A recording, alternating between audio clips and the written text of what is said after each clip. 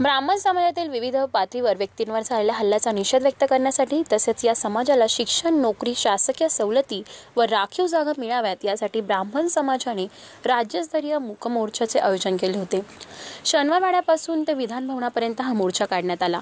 जिल्हाधिकारी सौरभ राव यांना निवेदन देत या मोर्चाची सांगता करण्यात आली। यावेळी ब्राह्मण समाज मोठ्या संख्येने एकत्रित आलेला दिसून आला आणि ह्या मोर्चाला पाऊस प्रचंड असल्यामुळे आज बहुतेक बऱ्याच गाड्या, आमच्या शेकडो गाड्या रस्त्यामध्ये अडकून पडलेल्या आहेत। गाड्या येणार आहेत। प्रचंड पाऊस झाला, काल रात्री पाऊस झाला, 2 दिवस झालं मराठवाड्यामध्ये, महाराष्ट्रामध्ये पाऊस प्रचंड चालू आहे।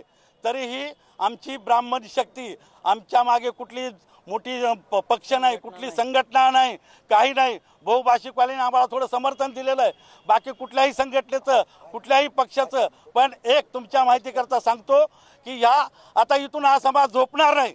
इथून ही लोक ही मशाल आहे, ही आता आम्ही स्वतःच ही मशाल पेटवलेली आहे। आणि ह्या मशाल आज मोर्चाचं नियोजन केलं आहे कशासाठी, हा मोठा प्रश्न सगळ्यांना पडला आहे।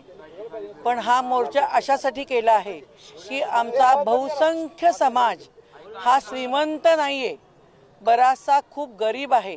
पण त्यातले जी मुलं मुली खूप अभ्यासू आहेत, खूप हुशार आहेत, पण त्यांना शिक्षणासाठी आर्थिक मदत नाही, त्यामुळे ते मागास पडतायत। तर सरकारने शिक्षणासाठी त्यांना सवलती द्याव्यात, खूप आर्थिक निकषावरती त्यांना सवलती देऊन त्यांना शिक्षणात सहाय्य करावं अशी आमची मागणी आहे।